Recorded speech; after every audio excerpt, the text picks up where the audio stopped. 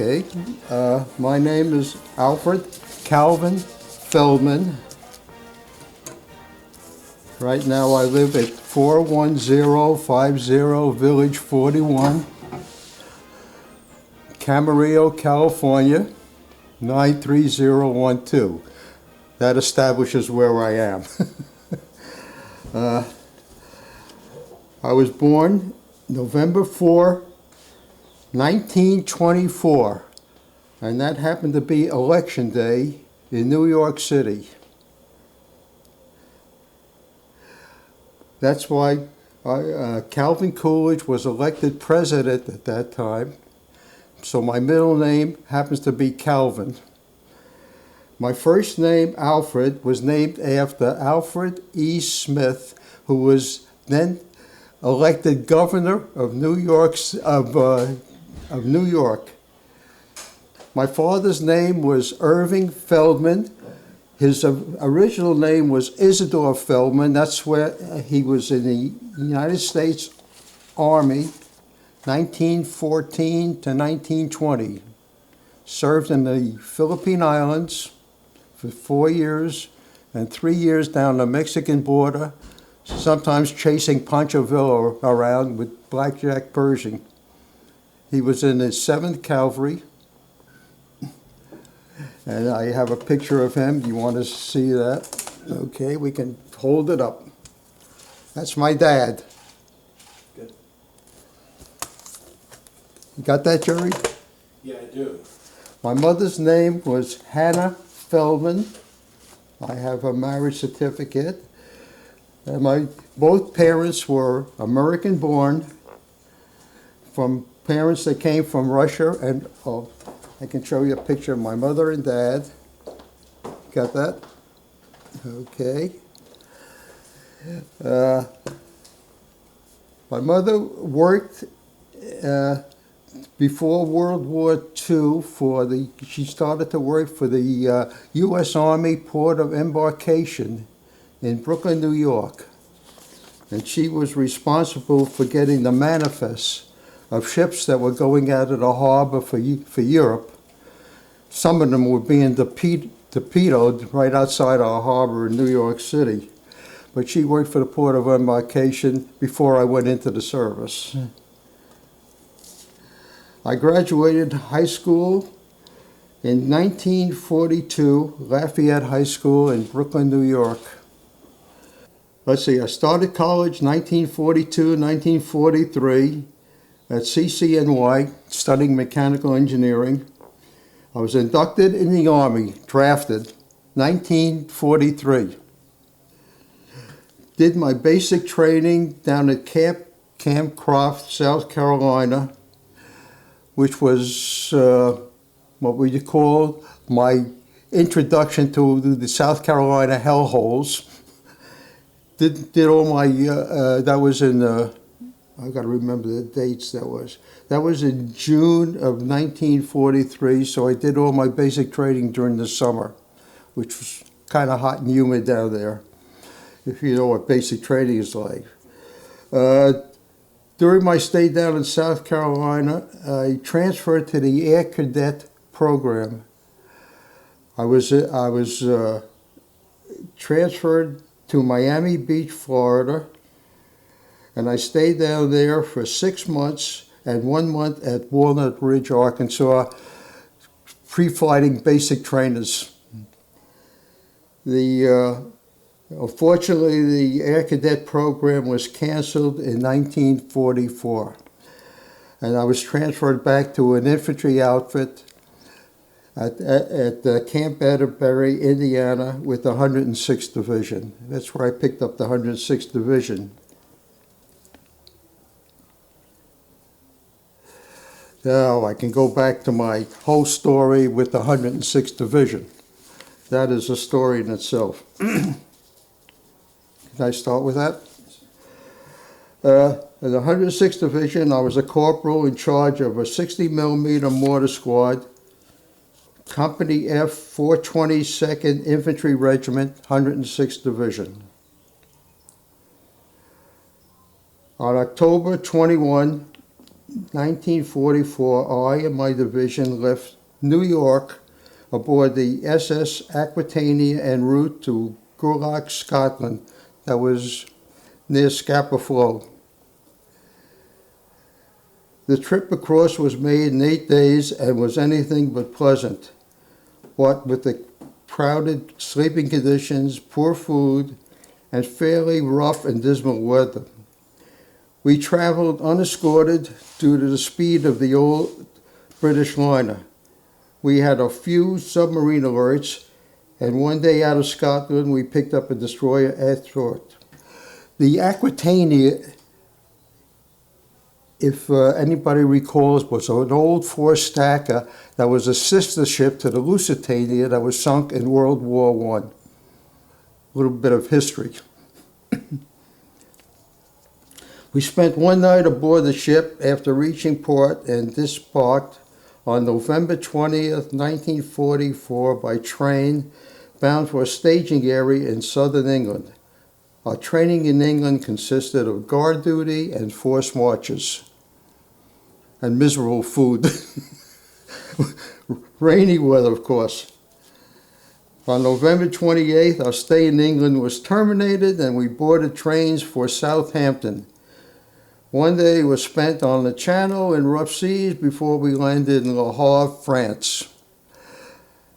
The French coast, of course, was all bombed out, and the French didn't like us too much. They claimed we destroyed their ports. Of course, it was full of German guns when we did that.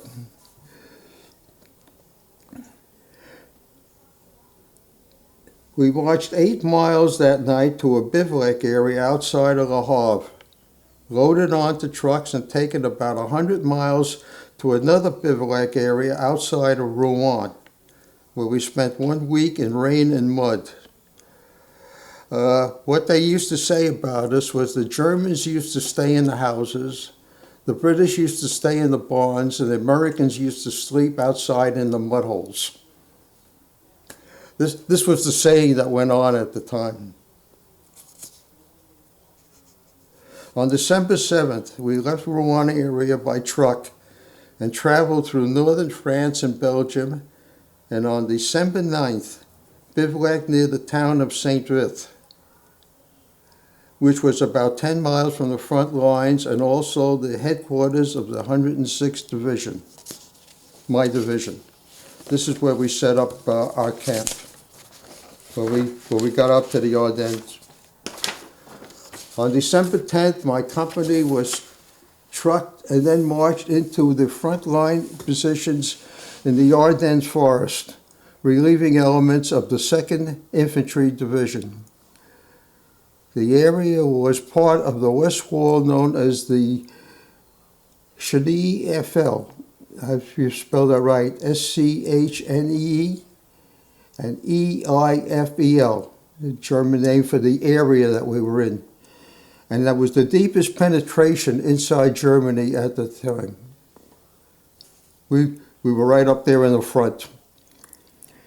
Weather conditions were snowy and bitter cold. Our company arrived lacking cold weather gear and enough ammunition to sustain a defensive position.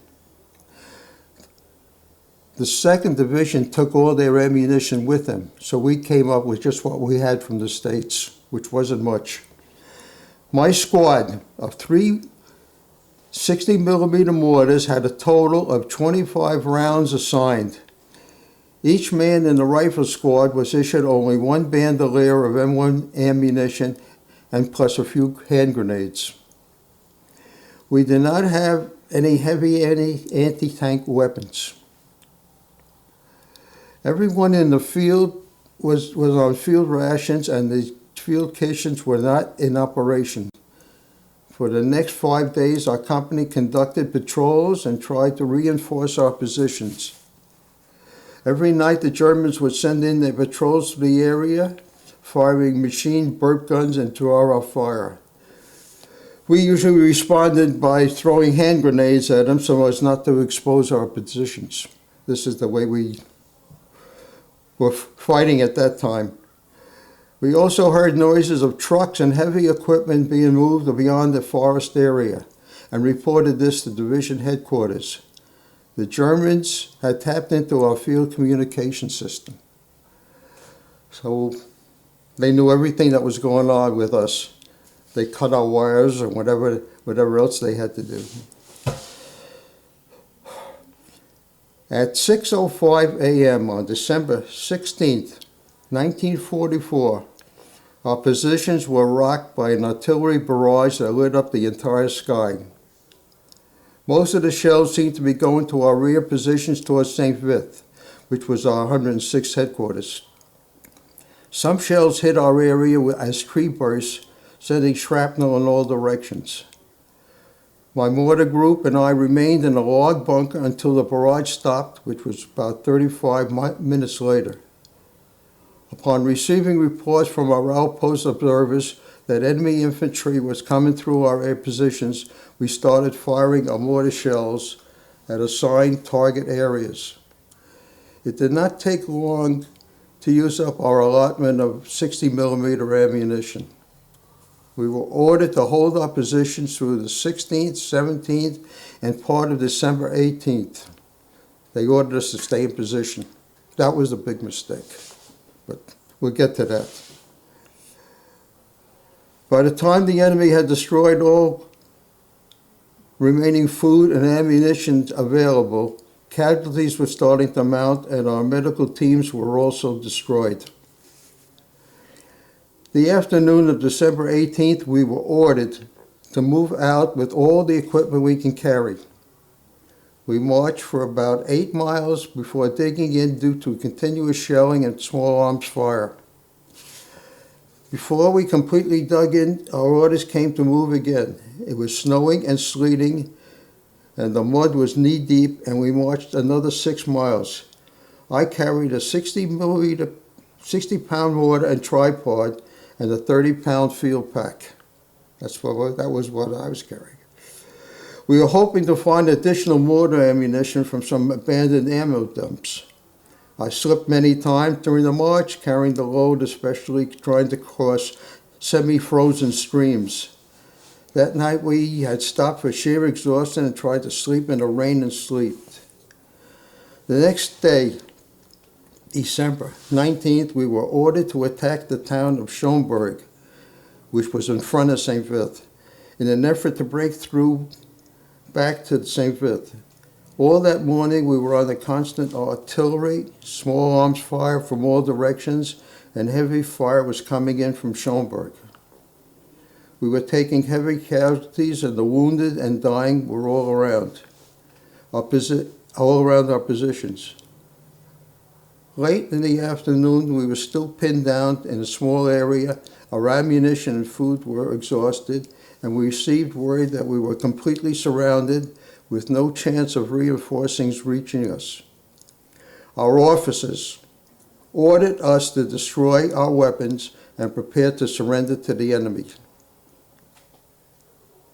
Suddenly, the Germans appeared all around us and with much shouting marched us with our hands up as they took what little equipment we had left. We were forced to march about 7 miles that night before being herded into a small pig pen, too small to even lay down. The following morning, our 4th day without food, we began a 40-mile march to Gerolstein inside the German border. That evening, we were given a small can of cheese, and the men given a small can of cheese, 6 men, and a package of hard crackers each. We stayed in Gerolstein another night, and the next morning were boarded onto boxcars, 60 men to a car that was originally designed to hold 40. We were locked in these cars for 5 days, without food and very little water. 3 nights we were subject to air raids in the railroad yards in the city of Koblenz on the Rhine River.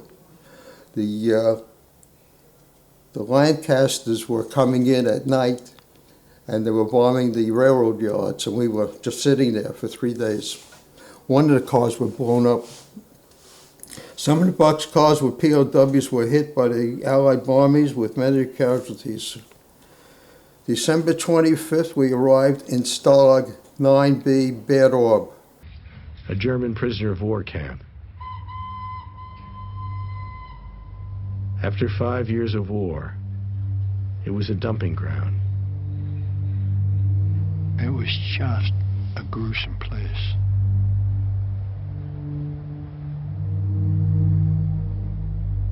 Nine-B was bad. There were 10,000 Russians. There were 5,000 Britishers. There were 4,000 Frenchmen there. There were Moroccans. There were Slovaks, including 14-year-old children.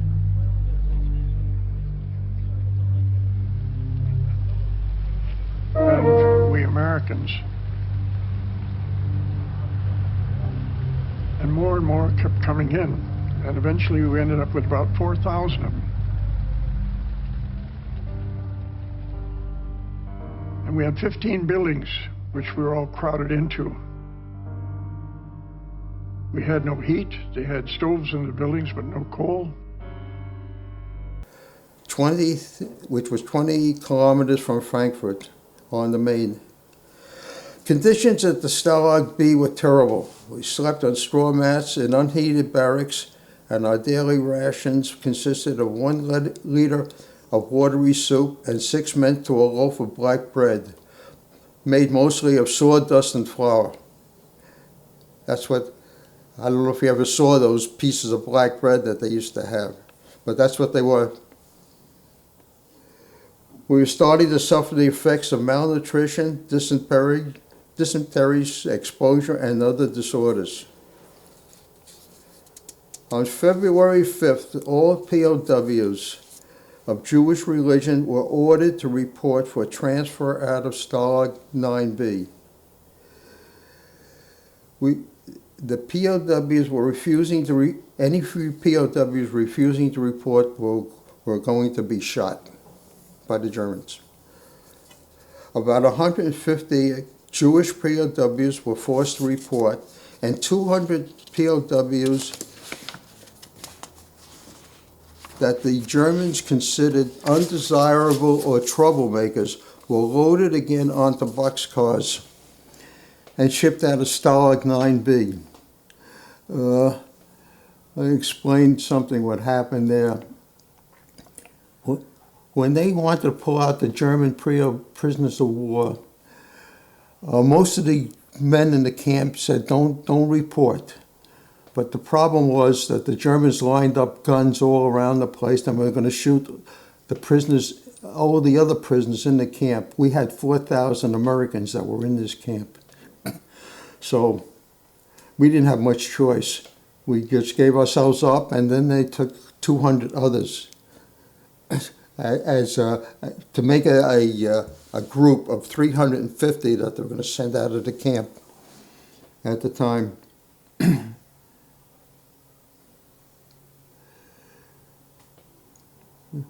We were again loaded on boxcars and shipped out of 9B. We rode 4 days under the same conditions as before, 60 men to a boxcar with little food or water. We finally arrived at a small town called Berger am Elster, which was located about 30 kilometers from the city of Weimar, near the Czech border. The Germans marched us to a small camp of 6 barracks, surrounded by double barbed wire and wire fences. It did not take long to realize that Berger was not a normal POW camp like Bad Orb or Stalag 9B. Outside our camp perimeter, there were civilian prisoners in gray and white striped uniforms on work details, and they were guarded by black uniformed SS guards with rifles and police dogs. These civilians looked like the Walking Dead. They were emaciated with bulging eyes and could barely walk. When the guards were not present, we found out through the conversation that most of these civilian prisoners were Jews that came from the Buchenwald concentration camp.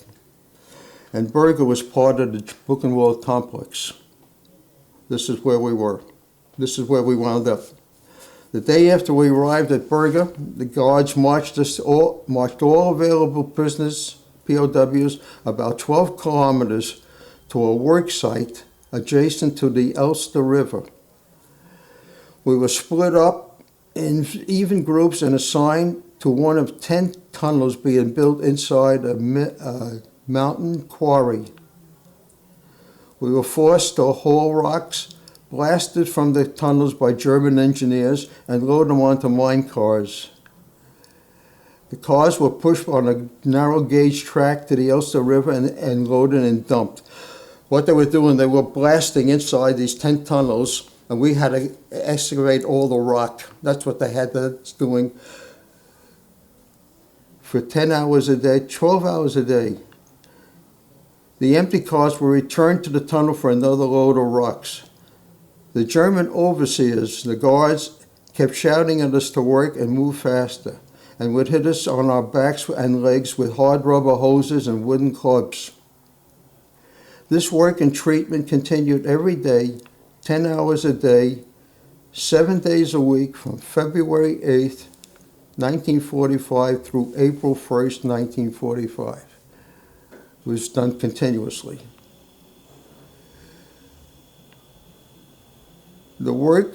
This work and treatment continued. Okay, I said that. The work was, and myself were severely beaten. One day, 2 of our POWs and myself were severely beaten when loading boxcar. We were tipped over while rounding a curve in the bank of the river. Conditions at the tunnels were indescribable. If anyone stopped to rest, they were beaten and forced back to work. This was without food. We had 1 meal a day at the time. We would soon realize that conditions were let me go back. We soon realized the conditions we were forced to endure went against the Geneva Convention pertaining to the treatment of POWs. Our protests were answered with rifle butts and bayonets. Some of the prisoners were badly hurt and needed medical treatment. None were given by the Germans. It wasn't long before the men were dying from the beatings, starvation, disease, and lack of medical treatment. Two of our POWs tried to escape. They were brought back and shot by the camp commander. Their bodies were laid out in our compound for 2 days before the Germans would allow us to bury them outside the compound.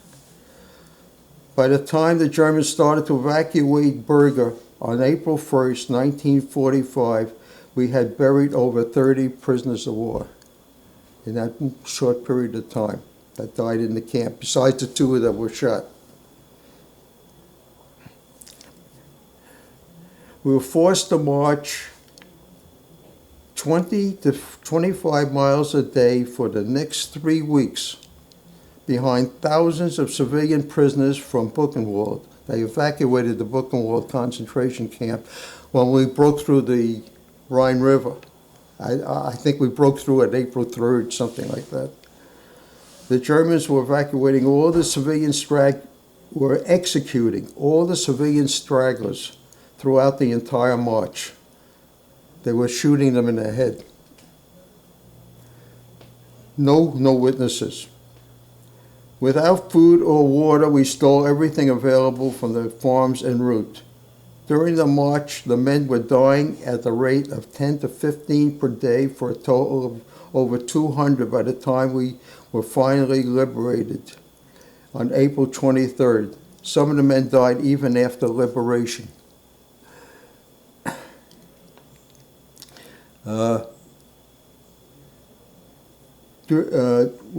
When they picked us up, I was picked up by the,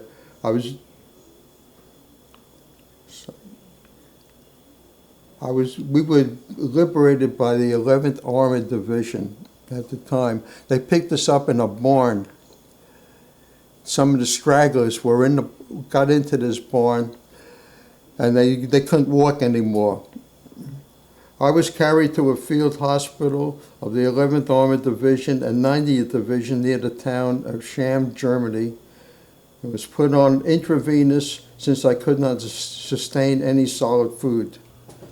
After a few days, I was flown to a hospital in Reims, France, and put in a TB ward. They thought I had tuberculosis because I was coughing my brains out from the dust from the mines that we were working in.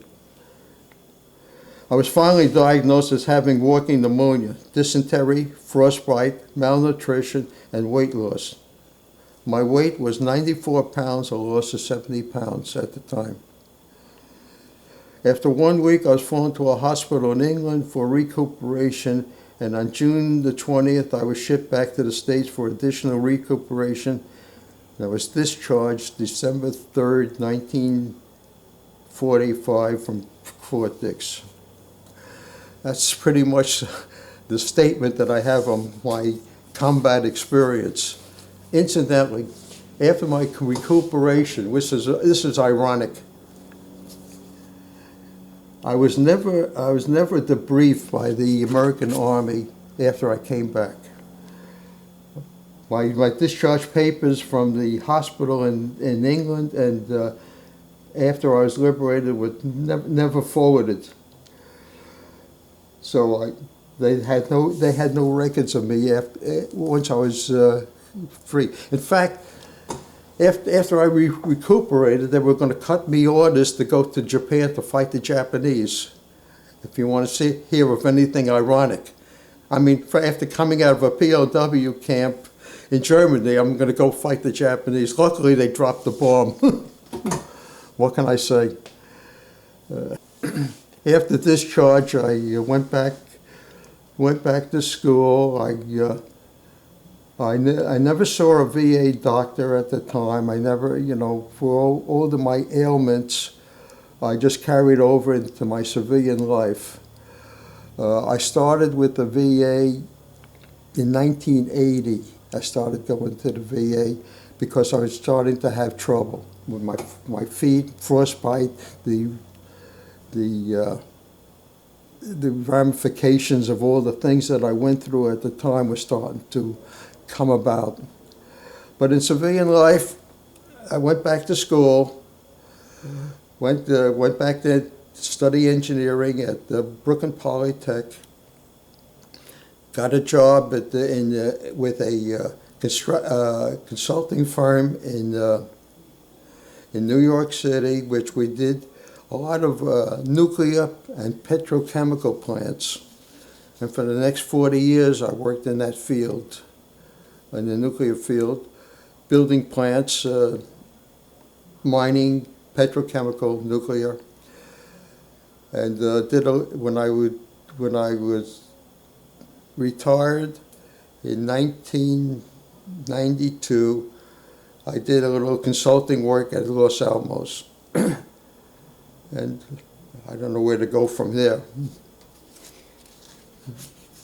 What do you think helped you get through that period of time?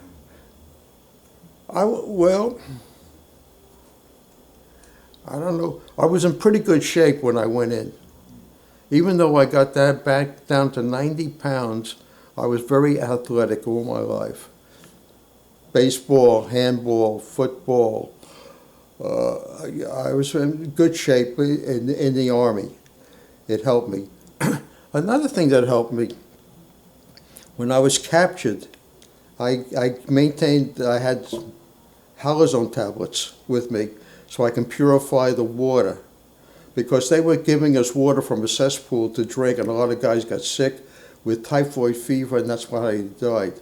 I was able to purify some of the water, so that helped me a little bit. Another thing that kept me going was I was kept marching. I was afraid to lay down and go to sleep. Especially on a march, we kept walking and walking and walking, and even during the night,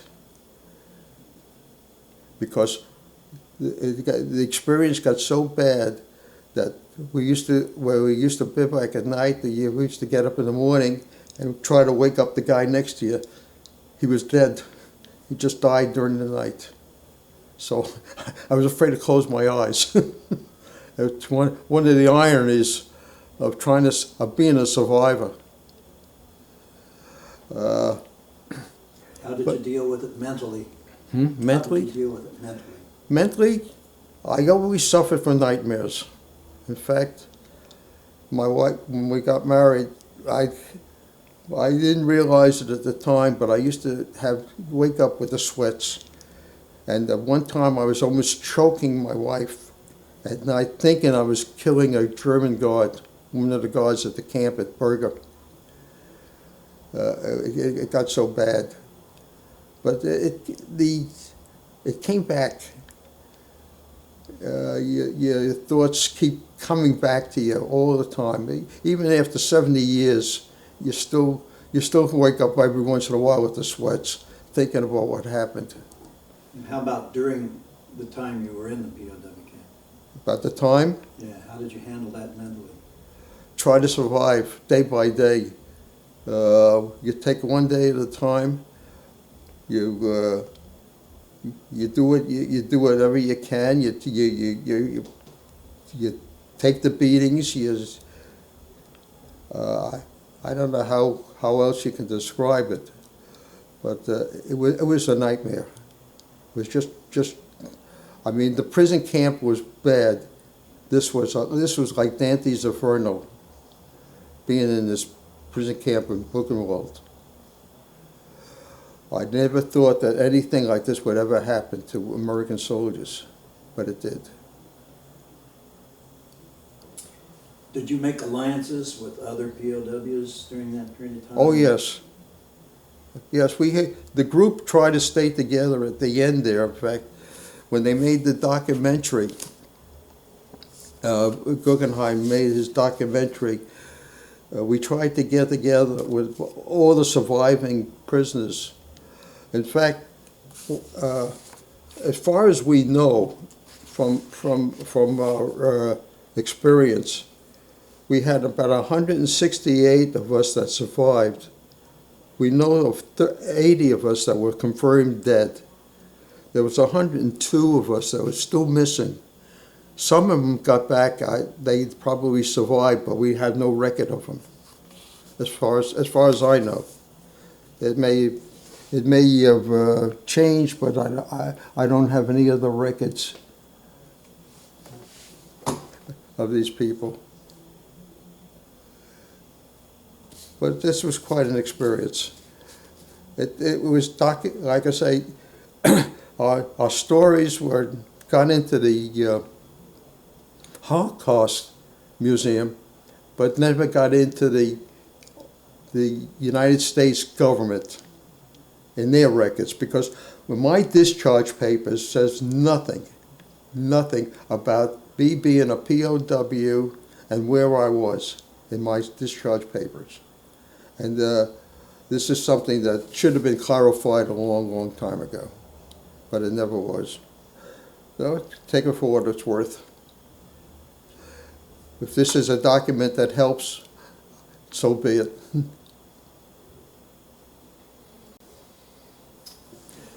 Just for the show, before we went overseas,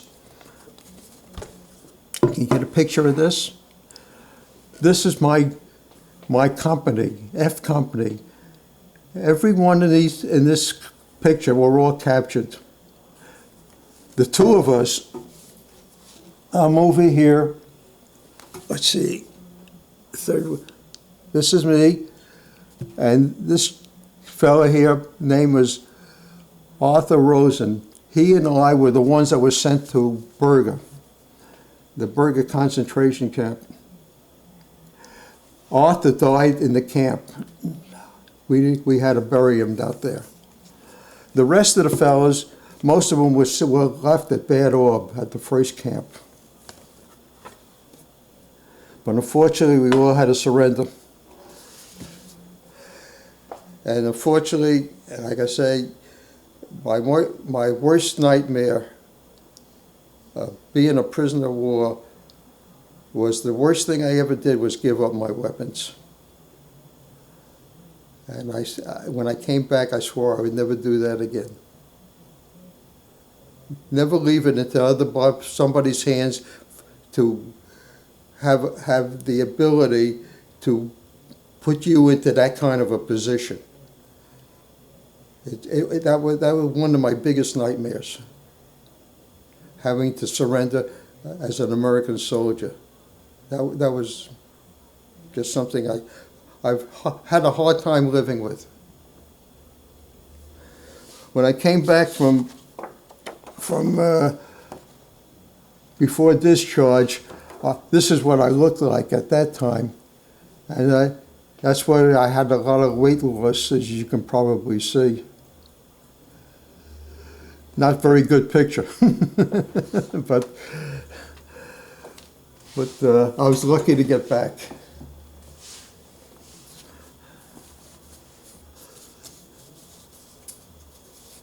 Would you consider commenting about how your religious faith influenced your behavior, how you got through that? To tell you the truth, you kind of lost confidence in the religious faith. I mean, to come into circumstances like that, if you believed in God, then you ask yourself, how can God allow something like this happen? And you start to question. So I was never really a religious person after this. A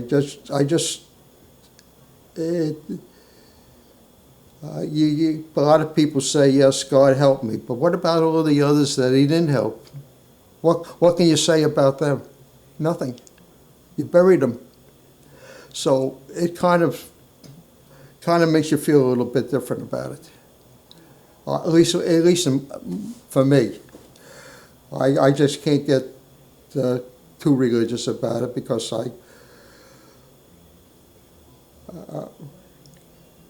like I say, why me and why not them? Why am I that important? Maybe to me I am, but what happened to all my buddies when you had to bury them? And when you have to dig their graves and put them in, and you say, well, where's your religion? We had to bury Jewish guys, Catholic guys, and Protestant guys in a common grave in Germany on a march, on that forced march. So religion didn't matter. It didn't make any difference what you were. You were all laying in the same place. So what can you say about religion? Not much, unfortunately, but that's the way it is. Is there some positive aspect of that experience that influenced you after you got out of the service? Yes. Don't ever let it happen again. Don't ever, ever, ever let something like this happen anywhere again. That's what you get drummed into your mind. Because what happened in Europe has been happening all over the world in various places, and it's a disgrace to let it happen to anybody. Ethnic cleaning, all the rest of this stuff that's going on. You see what's happening in the world today and what's happening in the Middle East. It can happen again. When the people in Israel that survived this, a lot of them, they say we cannot allow this to happen again. They mean it, and so it could be very. I don't know what the world is thinking about, but they're not going to allow. I don't think allow another 6 or 8 million people get slaughtered for the likes of anybody or a whim of anybody. This is my own feeling. I don't think they're gonna allow it to happen. The trouble is, it may upset the rest of the world. It can happen. It could happen. But this is the way I feel about it. They're not going to let it happen again. 6 million are not going to die. Not without a fight. And it's not just the Jewish people, but it's others. It's others. It affects everybody. Did you involve yourself in organizations? Oh yes, in- I'm a I'm a lifetime member of the DAV. I'm a lifetime member of the American XPOWs. In fact, I have a book there, that book of all the prisoners, ex-prisoners of war that belong to the prisoner of war group. I also belong to the Jewish War Veterans, and I did belong to the American Legion, 4 organizations. So we try to balance all our thinking within all these organizations.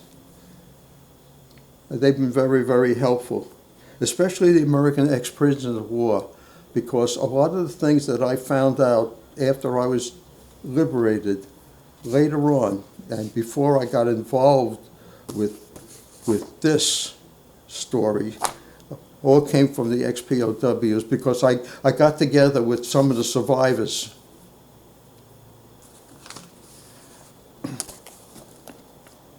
This article came out in 1980 from a paper that was down in Fort Myers from one of the guys, a couple of our survivors that were down there, and they started telling this story. And the reporters started calling me to get verification of the story, to back up what they were telling them, which I did. And this is how it all came about. But none of this came up to light till 1980, which was quite a long time from after the war. So we didn't even think about it. We tried to bury it.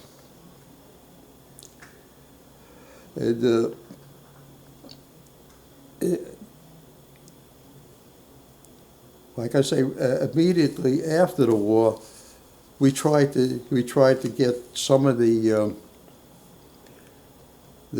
camp commanders that were responsible for killing some of our soldiers they were up on war crimes trial. They were captured. In fact, one of them was captured dressed as a woman.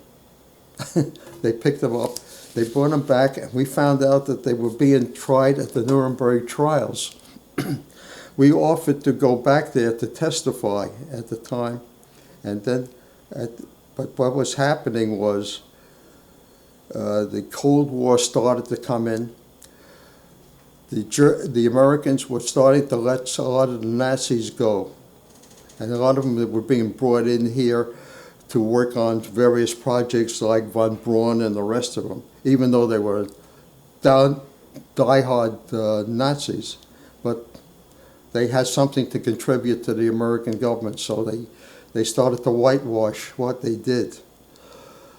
So they refused to let us testify. In fact, they kind of discouraged us by telling us not to associate with any groups that wanted to send us back there. So consequently, we forgot about it for 40 years. Went about our business, went to school, got married, raised kids, and didn't do anything about it until all this came about. Then the story started to break with this story, and Charlie Guggenheim started doing his documentary about Berger for PBS, and he contacted me. So I had a little story that I gave him. I was interviewed by him, and he got it all documented, and that's as far as we went. Oh, that Bad Orb in the camp, before they took the 350 out of there, they used to line us up every day outside, and we had to count off our dog tag numbers. Incidentally, my serial number, you might as well take this down, was 32974420. That's my Army serial number. My German prisoner of war number was 24658. I can remember those numbers by heart. I don't even have to look at. And the German number we used to have to repeat every day as they stood us outside. We had to repeat that number in German. 24,658. You had to keep repeating it down the line. They used to line us up for hours in the camp. And then of course, they shipped us out to Berga. They got us on that one. So were there times when you didn't think you were going to make it? To tell you the truth, Ed, if they didn't liberate me on the 23rd of April, 1945, I would not have made one more day. I think I would have died. Because that's how bad we were. A couple of guys that were liberated died as the tanks were pulling over to get us. We were all in bad shape, very bad shape. Must have had some pretty close calls. We did. We were strafed on the road by our own planes. Every time we walk into a town, as soon as we come in there, the P-47s would come in, start strafing us. They didn't know there was prisoners, a whole line of prisoners from Buchenwald and from our camp. We were right behind the group with Buchenwald. And like I said before, they were shooting the prisoners from Buchenwald. We were passing the bodies for miles, everyone with a bullet in their head. Does it sound familiar? Anybody tell you a story like this? Huh? No. You ever hear one like this? No? No. Yeah. I don't know how many thousands were killed from Buchenwald. But that's what they were doing. They were exterminating. They didn't want any witnesses. This was all done by SS. And I can tell you one incident of a German guard that saved my life. On this march, we were guarded by a couple of guys from the Wehrmacht. One of them was a soldier that fought with Rommel in North Africa, but he had lost his arm. So they made him a prison guard. Well, we were marching down, and I fell out of the march for a while. One of my buddies fell down, so I went to pick him up to help him, get him up. Next thing I know, I had a gun at my head from an SS guard. He was going to blow my head off. The German guard that was with us yelled, "American soldat, don't shoot him, the American soldat." For some reason, that gun never went off. He saved my life. So what, you have mixed emotion about the Germans. What can you say? They were good, they were bad. The SS, they were killers. I mean, they were murderers. Some of the German soldiers, they were like regular guys like we were, GIs. So what can you say? Good and bad. But you got to get rid of the bad. Hope the good changes their mind. That's all you can do.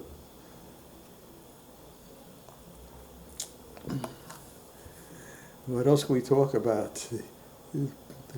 That was it. Oh, I can tell you another incident on the march. Two of my buddies and myself decided we had enough of this march. This was after a week and a half. We decided to escape, so which we did. We took off, and we went in the opposite direction because we could hear the guns from our army was maybe 5 miles away, 15 miles away. You can hear the artillery, so we figured we'll march towards the guns. Okay, fine. So we took off. We figured we'd march at night and try to sleep during the day, which we did for two and a half days. We marched in the opposite direction. Unfortunately, we marched back into the same column that we left. They were walking in circles, and we were walking in circles. So we got back in line. An incident you can laugh at. So, I mean, sometimes it's so ironic. I mean, something like this should happen. I mean, to escape from a line of march and then walk back into the same line of march with the two guys. We survived by stealing food from the farms. We slept in the barns during the day, and at night we started to march, marching in circles. But ironic. That was strange. And I can imagine, you know, I'm just thinking, with our experience and all that, I think of some of the guys that were in Corregidor and Philippines that were taken by the Japanese, what they went through on their forced marches. At the end of the war, from what I understand, the Germans had marched a lot of prisoners out of the camps, but we were the ones that came from the concentration camp, from Buchenwald. The others came from regular camps, and they were more putting them on the road. Some of the camps were way up in Hamburg, near the Russians were starting to come down. They didn't want to get caught by the Russians.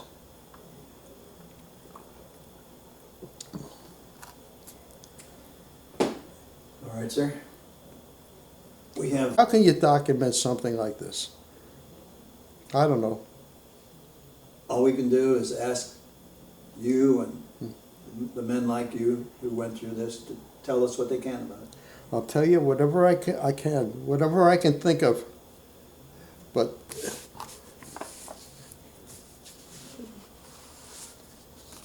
let's see, do I have anything else that I can show you?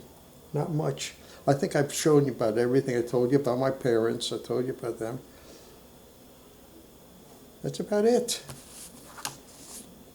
If I think of anything else, I'll send it to you. But it won't be on the document. What can I get you? Anything else? You want to? We were never debriefed by the government, the United States Army, when we came back. They never asked us where we were, or who we were with, or what, or anything. All they did was they just got us out of the Army and discharged us. That's what I'm saying. It's not even on my discharge papers. And you know, you didn't see any psychiatrists. You didn't talk to anybody. All they wanted to do was just disband.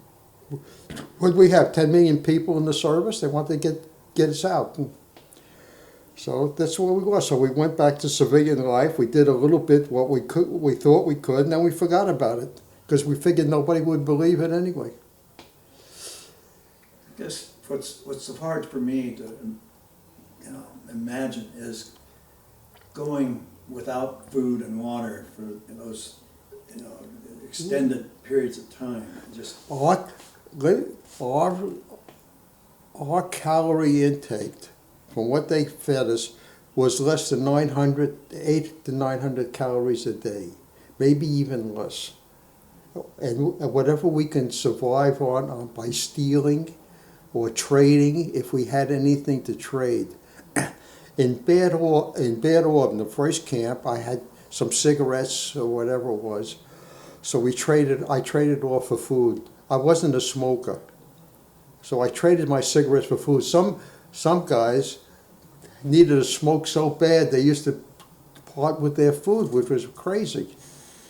This is one of the reasons why I survived, because I traded whatever I had for food. I could survive on whatever little bit I can get. But a lot of them, unfortunately, we had to bury. They got sick. Like I say, some soldiers couldn't live without a smoke. That was their undoing. But we had one experience when they had the big raid on Dresden. I don't know if you remember that story. This was in February of 1945. They killed about 40,000 people in Dresden on one of our raids. We were in the camp, They wanted to come in and shoot every one of us at that time. And they cut our rations back down in half. The only reason they didn't shoot us because they wanted us to keep digging in the mines. We were at the mines at the time in February. This raid came in February 1945 in Dresden. They cut our rations in half, beat the hell out of us. Did you have an experience of finding strength to survive in those conditions that you never imagined you had? Stubbornness. As an American trained soldier, you learn to survive. That's the way I was trained. My father trained me the same way. He was, like I say, he was a soldier for 7 years. He says, this is how you have, this is what you do when you're in the service. This is how you have to be. And this is the way you take orders. This is how you conduct yourself. Survival. It paid off. It paid off.